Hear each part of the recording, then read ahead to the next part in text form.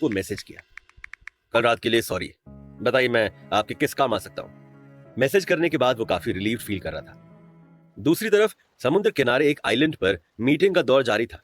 Meeting hall में कई सारे लोग मौजूद थे जिनके शरीर से निकलने वाला पावरफुल ऑरा बेहद खतरनाक था।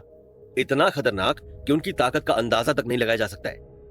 तो तुम कह रहे हो कि हमें अपनी ताकत को 4 हिस्सों में बांट लेना चाहिए और अपने दुश्मन पर हमला करने के लिए पहले उन्हें भेजना चाहिए? उस बूढ़े आदमी ने हट्टे कट्टे इंसान से सवाल किया जो इस समय चिकन पॉपकॉर्न खा रहा था। हमें अपनी असली ताकत को 4 हिस्सों में बांटना है, लेकिन वो 4 हिस्से इतने पावरफुल नहीं होंगे। कम से कम ताकत के साथ हमें हमला करना है जिससे हमारे दुश्मन की असली ताकत पता चल सके। इस प्लान को वो लोग कभी नहीं समझ पाएंगे और हमें कमजोर समझने की गलती कर बैठेंगे। आधा खेल तो तभी खत्म हो जाएगा, अब मंजिल दूर नहीं। मीटिंग को पूरी तरह से हैंडल करते हुए उस हट्टे कट्टे आदमी ने कहा, मिस्टर शार्दुल, क्या आप बता सकते हैं कि हमें वो अटैक कब करना है? चीफ कमांडर ने सवाल करते हुए उस हट्टे कट्टे आदमी से कहा। इसी बहाने हमें यह पता चला कि खाने का शौक रखने वाला और उस तस्वीर वाली लड़की से प्यार करने वाले उस हट्टे कट्टे आदमी का नाम शार्दुल है। इसके अलावा हमारे पास भी कोई जानकारी नहीं है। बताऊंगा, जरूर बताऊंगा, लेकिन अटैक करने से ठीक 2 दिन पहले। जैसे ही शार्दुल के मुंह से ये शब्द बाहर आए, वैसे उस हॉल में मौजूद सभी लोगों के चेहरे के एक्सप्रेशंस बदल गए थे। एकाएक पूरे हॉल में खामोशी पसर गई थी। मिस्टर शार्दुल, कोई 20 सालों से, कोई 15 सालों से, तो कोई 10 सालों से आपके साथ काम कर रहा है, आपके परिवार को सर्व कर रहा है, उसके बाद भी आपको हम लोगों पर भरोसा नहीं है? हॉल में मौजूद लोग गुस्से में नहीं बल्कि शौक में नजर आ रहे थे। भरोसा तो मुझे मेरे बाप पर भी नहीं है, शार्दुल ने उस बूढ़े आदमी की तरफ देखते हुए कहा। यह मिशन मेरा, ताकत मेरी, दिमाग मेरा, और आने वाले समय में यह पूरा परिवार भी मेरा, तो यहां फैसले भी मेरे होंगे। अपनी बात कहने के बाद शार्दुल मीटिंग हॉल छोड़कर निकल गया था। मीटिंग खत्म करने के बाद जैसे ही शार्दुल अपने कमरे में पहुंचा, वैसे उसकी आंखों के सामने मटन सीख कबाब पड़े थे। बिना कोई देरी किए भूख का तांडव मचाते हुए वो लजीज खाने पर टूट पड़ा। अभी शार्दुल का फोकस पूरी तरह से खाने पर था कि तभी अचानक से उसका फोन बजा। वो मैसेज रोनित का था। मैसेज पढ़ते ही शार्दुल के चेहरे पर मुस्कान आ गई थी। तुरंत ही शार्दुल ने मैसेज टाइप किया, मुझे पता था कि हमारे बीच का रिश्ता सगे भाई जैसा है। नाजायज जैसे शब्द की हमारे बीच कोई वैल्यू नहीं है। तुरंत बाद शार्दुल ने सीधा मुद्दे की बात की। इस मामले में मैं तुम्हें नहीं घसीटना चाहता था, लेकिन अब तुम इसे मेरी मजबूरी समझो या इमरजेंसी, लेकिन ये मेरे लिए बहुत जरूरी है। मैं तुम्हें एक लड़की की तस्वीर भेज रहा हूं। मुझे सिर्फ इतना पता है कि वो सूरत में कहीं रहती है। तुम्हें जल्दी से जल्दी उस लड़की के बारे में पता लगवाना है। नाम, पता, कहां रहती है, किसके साथ रहती है, क्या करती है, सब कुछ। जैसे कुछ पता चले लड़की को उठाओ और मालदीव्स भेजने की तैयारी करो। शार्दुल ने दूसरा मैसेज टाइप किया, और हाँ, तुम उसे अपनी भाभी समझ सकते हो, इसलिए जो भी करो बहुत ध्यान से। हमारे परिवार की अगली रानी है वो। तीसरे मैसेज के साथ साथ शार्दुल ने उस लड़की की तस्वीर भी अटैच कर डाली थी। दूसरी तरफ शार्दुल के वो मैसेजेस पढ़कर रोनित के चेहरे के एक्सप्रेशंस बहुत नॉर्मल थे। ऐसा लगा जैसे मानो बस वो अपने भाई के लिए ड्यूटी कर रहा है। हालांकि जैसे ही रोनित की नजर उस लड़की की तस्वीर पर पड़ी, वैसे ही एकाएक उसका दिल पूरी तरह से हिल गया था। हालांकि रोनित उस लड़की को जानता तो नहीं था, लेकिन उसकी खूबसूरती देखकर उसके भी होश ठिकाने आ गए थे। कहां शार्दुल जैसा भुक्कड़ और कहां वो लड़की, उन दोनों के बीच कोई कॉम्बिनेशन ही नहीं था। कहते हैं कि जोड़ी ऊपर से बनकर आती है, लेकिन यहां तो शार्दुल जबरदस्ती अपनी जोड़ी बनाने में लगा था। खैर, रोनित को शार्दुल की लाइफ से कुछ खास मतलब नहीं था। यकीनन वो सिर्फ एक भाई होने का फर्ज निभा रहा था। तुरंत ही रोनित ने अपने सबसे खास सबॉर्डिनेट को अंदर बुलाया। यस सर, आपने बुलाया? अंदर आते ही उस सबॉर्डिनेट ने पूरी इज्जत के साथ कहा, तुम्हारे फोन पर एक लड़की की तस्वीर भेज रहा हूं। वो सूरत में कहीं रहती है। पता लगाओ कि कौन है, क्या करती है, किसके साथ रहती है, क्या खाती है, क्या पीती है, सब कुछ। 2 घंटे के अंदर उस लड़की की पूरी जन्म कुंडली मुझे मेरे टेबल पर चाहिए।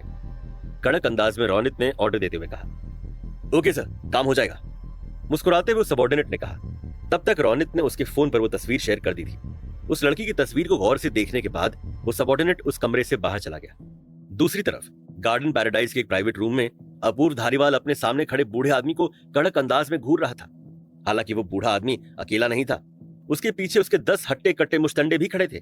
मिस्टर ओझा, आखिर आप कहना क्या चाहते हैं? सीरियस एक्सप्रेशंस के साथ अपूर्व ने पूछा। भैरव ओझा कैपिटल एम्पायर का सबसे इन्फ्लुएंशियल इंसान था। यही वजह है कि अपूर्व धारीवाल उसे तुरंत ही पहचान गया था। भला कैपिटल एम्पायर के चीफ मास्टर को कौन भूल सकता है? जिन लोगों को तुमने कैप्चर किया है, तुम्हें वो नहीं करना चाहिए था। भैरव ओझा ने सीधे तौर पर मुद्दे की बात की। नक्श ने कैपिटल एम्पायर ज्वाइन कर लिया है और हमारे परिवार ने उसे रैंक 2 पोजीशन पर अपॉइंट किया है। मैंने उसे वादा किया है कि मैं उसे और उसके परिवार पर आंच नहीं आने दूंगा। तुम समझदार हो, समझ ही गए होगे। मुझे समझ नहीं आ रहा कि धारीवाल परिवार यहाँ साउथ में आकर क्या करने की कोशिश कर रहा है। भले ही तुम लोगों की ताकत जबरदस्त है, लेकिन इसका मतलब ये तो नहीं कि तुम अपने फायदे के लिए ऑर्डिनरी लोगों का इस्तेमाल करो। वैसे भी ये हमारे सभी एम्पायर्स के लॉ के खिलाफ है। ऐसे में मैं तुम्हें 2 घंटे का समय दे रहा हूँ। 2 घंटे के अंदर तुमने जिन्हें कैप्चर किया है उन्हें नहीं छोड़ा तो फिर मुझे धारीवाल परिवार पर एक्शन लेना होगा। ये बोलते हुए भैरव ओझा के चेहरे के एक्सप्रेशंस बिल्कुल भी नहीं बदले थे, ना ही उनके चेहरे पर कोई डर या शिकन नजर आया। इससे साफ पता चलता है कि कैपिटल एम्पायर का काफी दबदबा है। लेकिन भैरव ओझा की बात सुनकर अपूर्व के चेहरे के एक्सप्रेशंस पूरी तरह से बदल गए थे। उसकी आंखों में गुस्सा साफ नजर आ रहा था। उसने एक्सपेक्ट नहीं किया था कि उसकी नाक के नीचे नक्श कुछ ऐसा काम करेगा। सीधे तौर पर नक्श अपने वादे से मुकर गया था, राइट? और तो और एकाएक भैरव ओझा के यहां आने से अपूर्व और भी ज्यादा सरप्राइज था। उसे खबर मिली थी कि कैपिटल एम्पायर से कोई अहमदाबाद आया है, लेकिन उसे यह नहीं पता था कि खुद कैपिटल एम्पायर का चीफ मास्टर यहां आया है। क्या आप मुझे डराने की कोशिश कर रहे हैं? ऑफ कोर्स अपूर्व अनिका और मिस जूली को इतनी आसानी से नहीं जाने दे सकता था। नक्श को रेस्ट्रिक्ट करने के लिए अनिका और मिस जूली सबसे इफेक्टिव कड़ी थी। अगर अपूर्व ने उन दोनों को कैपिटल एम्पायर के हवाले कर दिया तो क्या उसे नक्श की तरफ से की डबल पावर पिल का पिल फॉर्मूला मिलेगा? वो अपने परिवार के एल्डर्स को क्या समझाएगा? ये सब उसने क्यों किया? ऐसे कई सारे सवाल थे जो इस समय अपूर्व के दिमाग में दौड़ रहे थे। बस बहुत हुआ मिस्टर अपूर्व। अगर ये मैटर हाथ से निकल गया तो फिर उसका पूरा खामियाजा आपको और आपके धारीवाल परिवार को उठाना होगा। भैरव ओझा ने अपूर्व को बिल्कुल भी भाव नहीं दिया। ऐसा लगा जैसे मानो भैरव को धारीवाल परिवार का बिल्कुल डर ही ना हो। लेकिन अगर मैं इस तरह से नहीं खेलना चाहूं तो? दांत पीसते हुए अपूर्व ने कहा। आप खेलना अफोर्ड ही नहीं कर सकते हैं, मीनिंगफुल अंदाज में भैरव ओझा ने कहा। दूसरी तरफ सूरत शहर के एक लग्जूरियस विला में अनिका और मिस जूली को कुछ लोगों ने प्रोटेक्ट कर लिया था। 7 हट्टे कट्टे मुश्तंडे अपने सामने खड़े कुछ लोगों को कातिलाना अंदाज में घूर रहे थे। दोनों ही पार्टीज का ऑरा बड़ा जबरदस्त था। अगर उन दोनों के बीच क्लैश हुआ तो बवंडर आना तय था। अगर तुम लोग यहां से चुपचाप चले गए तो मेरे आदमी तुम्हारा कुछ नहीं करेंगे, लेकिन अगर तुमने कोऑपरेट नहीं किया तो फिर हम तुम लोगों पर कोई दया नहीं दिखाएंगे, लीडर ने कड़क अंदाज में कहा। ठीक उसी समय अचानक से फोन बजा। धारीवाल परिवार का लीडर एकाएक स्टन रह गया और उसके बाद अपने सामने खड़े दुश्मन को घूरने लगा। तुरंत ही उसने अपनी जेब से फोन बाहर निकाला और पूरी इज्जत के साथ कॉल उठाते हुए कहा, यस सर। पीछे हट जाओ। अपूर्व धारीवाल की आवाज में हल्की थकान महसूस हुई। क्या सर, लेकिन हम हमला कर सकते हैं, लीडर ने चौंकते हुए कहा। कोई जरूरत नहीं है, आगे फ्यूचर में हमें और भी कई सारी अपॉर्चुनिटीज मिलेगी, तब फायदा उठाएंगे। ये कहने के बाद अपूर्व धारीवाल ने तुरंत ही कॉल कट कर दिया था। जब भैरव ओझा पर्सनली अपूर्व से मिलने आए तो उन्होंने उसके सामने कुछ ऐसा कहा था जिसे सुनकर अपूर्व की रूह कांप गई थी। अभिजीत सावंत के लोग ऑलरेडी सूरत शहर पहुंच गए हैं और कभी भी तुम्हारे ठिकाने पर दबिश हो सकती है। ये वो शब्द हैं जो भैरव ओझा के मुंह से बाहर आए थे। धारीवाल परिवार बहुत अच्छे से जानता था कि कैपिटल एम्पायर क्या चीज है। दोनों ही पार्टीज बराबर की ताकत रखती है, लेकिन सुनने में आया है कि इन दिनों कैपिटल एम्पायर की ताकत थोड़ी ज्यादा बढ़ गई है। अगर कैपिटल एम्पायर के लोगों ने अटैक किया तो धारीवाल परिवार के लोग उस अटैक को ज्यादा नहीं झेल पाएंगे। रिजल्ट यही निकलेगा कि बैठे बिठाए धारीवाल परिवार अपने कुछ आदमी खो बैठेगा। अपने आदमियों को खोने से अच्छा है कि उन्हें अभी पीछे हटने के लिए कहा जाए। समझदारी से काम लेने में ही सबकी भलाई है। धारीवाल परिवार के लीडर ने गुस्सैल अंदाज में अपने सामने खड़े दुश्मन को देखा और धीमी आवाज में कहा, रिट्रीट। जैसे ही धारीवाल परिवार के लीडर के मुंह से ये शब्द बाहर आए, धारीवाल परिवार के बाकी लोग भी शॉक रह गए थे। हालांकि किसी ने कुछ नहीं कहा, क्योंकि उनके लीडर ने फोन पर उनके मालिक से बात की थी। वो समझ गए थे कि ये ऑर्डर मालिक की तरफ से आया था। एक एक करके सभी उस विला से बाहर निकल गए।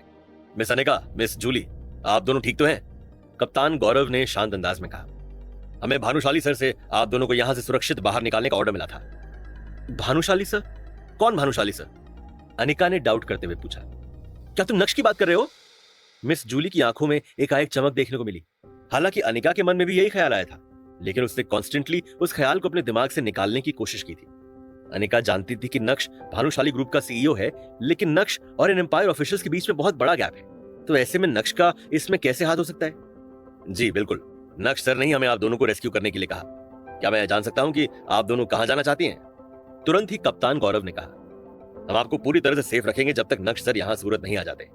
दूसरी तरफ अहमदाबाद शहर की सिटी हॉस्पिटल में नंदकिशोर त्रिपाठी डॉक्टर की टीम लेकर उस कमरे में पहुंच गए थे और बहुत शालीन अंदाज में सुरभि सुराना से बातें कर रहे थे। थोड़ी देर पहले उस कमरे में जो कुछ भी हुआ उसके बारे में उन्हें कुछ पता नहीं था। कोमल त्रिपाठी डॉक्टर्स को असिस्ट कर रही थी और कुछ तरीके ढूंढने की कोशिश कर रही थी जिससे नैना त्रिपाठी को स्पिरिट क्लेंजिंग पिल दी जा सके। क्योंकि नैना त्रिपाठी बेहोश थी, इसलिए उसे पिल कैसे देनी है ये किसी को भी समझ नहीं आ रहा था। नक्श कॉरिडोर में अपना माथा पकड़ के बैठा था और लगातार नंदकिशोर और सुरभि सुराना को घूर रहा था। उन दोनों को देखकर उसे ऐसा लग रहा था जैसे दो प्यार करने वाले बड़े अरसे बाद एक दूसरे से मिल रहे हो। लगता है अंकल का उन आंटी के साथ जरूर कोई चक्कर रहा होगा, वरना हर बात पर उनके चेहरे पर मुस्कान दिखाई नहीं देती। फ्लैटरिंग स्माइल के साथ नक्श ने मन ही मन सोचा। दो बूढ़े लोगों को इस तरह प्यार भरे अंदाज में देखकर अचानक से नक्श को अनिका का ख्याल आया। नक्श के दिल में अनिका के लिए क्या ख्याल आया होगा? क्या धारीवाल परिवार चुप बैठेगा? धारीवाल परिवार का अगला कदम क्या होगा? क्या नक्श धारीवाल परिवार से मुकाबला कर पाएगा? कौन है वो लड़की, और क्या उस लड़की को उठाकर मालदीव्स भेजा जाएगा? क्या शार्दुल की कही बातों से उस बूढ़े आदमी पर कोई असर होगा? क्या शार्दुल और उस बूढ़े आदमी के बीच तनाव बढ़ेगा? जानने के लिए सुनिए इंस्टा एम्पायर, सिर्फ और सिर्फ पॉकेट एफएम पर। नक्श को कभी भी अनिका के साथ इस तरह से समय बिताने का मौका नहीं मिला था। हालांकि अनिका के लिए उसकी बेचैनी बढ़ती जा रही थी, क्योंकि ना तो वैभव के पास कोई खबर थी और ना ही कार्तिक के पास। अनिका, तुम कैसी हो? मुझे तुम्हारी बहुत याद आती है। एक सफर पर निकला था, लेकिन पता नहीं था कि सफर इतना लंबा होगा। मैं तुम्हें जल्दी से जल्दी बाहर निकालूंगा, तुम्हें कोई आंच नहीं आने दूंगा। मेरी बीवी, आई लव यू। एकाएक धीमी आवाज में बड़बड़ाते हुए नक्श की आंखों में आंसू आ गए थे। तभी अचानक से नक्श का फोन बजा। वो कॉल भैरव ओझा का था। मैंने उन दोनों को बचा लिया है, तुम किसी को भेजकर उन दोनों को पिक कर सकते हो। धीमे अंदाज में भैरव ने कहा। नक्श, मैंने तुमसे जो वादा किया था उसे निभाया है, अब तुम मुझे निराश मत करना। परेशान मत होइए, जैसे मुझे पता चलेगा कि वो दोनों एकदम ठीक हैं, मैं अपने दोनों हाथों से आपको पिल फॉर्मूला दे दूंगा। इस समय नक्श की खुशी का कोई ठिकाना ही नहीं था। क्योंकि वो कॉल पर था, इसलिए अपने इमोशंस को कंट्रोल में करने की कोशिश कर रहा था। हालांकि मुझे तुम्हारे पर्सनल मैटर में कुछ बोलना तो नहीं चाहिए, लेकिन फिर भी मैं तुम्हें एक एडवाइस देना चाहूंगा। धारीवाल परिवार के लोगों से थोड़ा बचकर रहना। उन्हें तुम्हारी वजह से चोट पहुंची है, उनका काफी नुकसान हुआ है। मैं कोई ना कोई रास्ता निकालकर उन्हें हमेशा के लिए शांत करने की कोशिश करूंगा, लेकिन इसमें थोड़ा समय लगेगा। तब तक तुम्हें अपनी बागडोर खुद संभालनी होगी। थोड़ा हिचकिचाते हुए भैरव ओझा ने कहा। मैं समझ गया। ये बोलते हुए नक्श ने तुरंत ही कॉल कट किया और तुरंत ही कार्तिक को कॉल करके गुड न्यूज दी। थोड़ा सोचने के बाद नक्श को लगा कि उसे अब सूरत शहर लौटना चाहिए। नंदकिशोर त्रिपाठी से बात करने के बाद नक्श तुरंत ही एयरपोर्ट के लिए निकल गया था। नक्श ने त्रिपाठी परिवार के गैराज से कोई भी रैंडम लग्जरी कार उठाई और अपने ही धुन में अहमदाबाद के आउटस्कर्ट से होते हुए एयरपोर्ट की तरफ बढ़ने लगा। तभी अचानक से आसमान से एक छोटी बॉल आती हुई नजर आई। धीरे धीरे वो बॉल आकार में बढ़ती गई। नक्श को इस बारे में कोई अंदाजा नहीं था। वो तो अपने मन में खुशी के बादल लिए चला जा रहा था। अचानक से वो बॉल नक्श की कार पर आकर गिरी। दरअसल वो बॉल नहीं बल्कि आग का गोला था, और जैसे ही वो गोला नक्श की कार पर गिरा, वैसे ही नक्श की कार 3 से 4 बार गुलाटी खाते हुए आग के हवाले हो गई। Target cleared. जंगल में काले कपड़े पहने कुछ लोगों ने तुरंत ही कॉल पर रिपोर्ट देते हुए कहा, बहुत बढ़िया, अगर मिशन पूरा हो गया है तो जल्दी से वापस आ जाओ, और ध्यान रहे कोई सबूत मत छोड़ना। फोन की दूसरी तरफ से मुखिया की कड़क आवाज सुनाई दी। उस आवाज में हल्की खुशी भी सुनाई दे रही थी।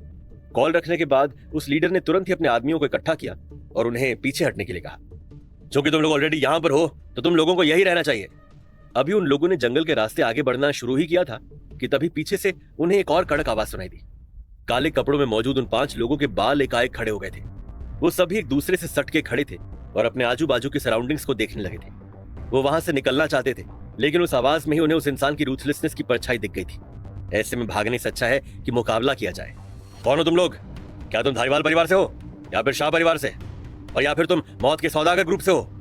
नक्श एक बड़े से पेड़ पर सहारा लेते हुए खड़ा था। उसके हाथ में एक बड़ा सा डंडा था, जो असल में उस पेड़ की छाल से उसने निकाला था। दरअसल कार चलाते हुए नक्श की नजर उन लोगों पर पहले ही पड़ गई थी। वो समझ गया था कि बहुत सारे लोग उस पर नजर रख रहे हैं। ऐसे में अगर नक्श ने कोई जल्दबाजी दिखाई तो माहौल और भी ज्यादा बिगड़ सकता था। इसलिए शांत रहते हुए नक्श ने उनके सामने अपनी कमजोरी एक्सपोज की। अब मेरे ऐसे कई सारे दोस्त हैं जिन्हें मुझसे छुपने की कोई जरूरत नहीं है, राइट? वैसे भी मुझे लुक्का छुपी का खेल बिल्कुल पसंद नहीं है, लेजरली अंदाज में नक्श ने कहा। नक्श की बात सुनकर वो 5 पूरी तरह से ठंडे पड़ गए थे। उन्होंने एक्सपेक्ट नहीं किया था कि टारगेट को खत्म करने के बाद भी टारगेट उनकी आंखों के सामने आकर खड़ा हो जाएगा। कहीं ऐसा तो नहीं कि हमारी तरह नक्श भी बस एक्टिंग कर रहा था? भला नक्श से कोई इतनी नफरत कैसे कर सकता है? 3 से 4 अटैक्स, वो भी इतने कम समय में। ऐसी क्या खास बात है इस लड़के में? न जाने उन लोगों के दिमाग में उस समय कैसे कैसे ख्याल आ रहे थे।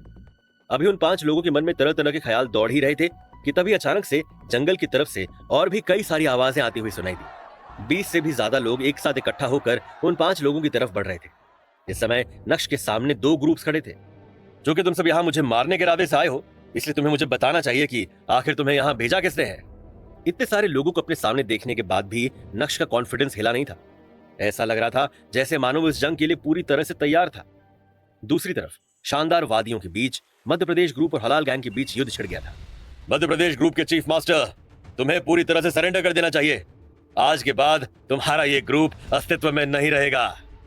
हलाल गैंग के चीफ मास्टर ने जोर से हंसते हुए कहा, नामर्द इंसान, मेरी गैर मौजूदगी का फायदा उठाते हुए तुमने मेरे पीठ पीछे मेरे ग्रुप पर हमला किया। यह किस तरह की बहादुरी है?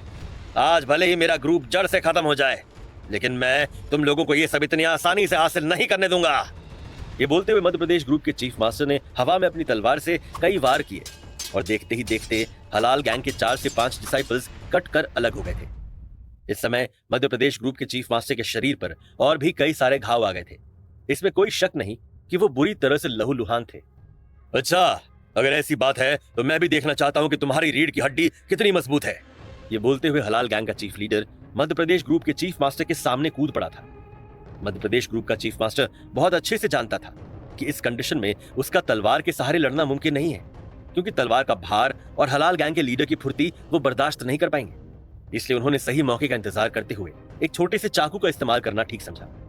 जैसे ही हलाल गैंग के लीडर ने अपने 2 कदम आगे बढ़ाए, वैसे ही चीफ मास्टर ने अपनी जेब से चाकू निकाला और पूरी गर्मजोशी के साथ लीडर साहब का हाथ चीर डाला।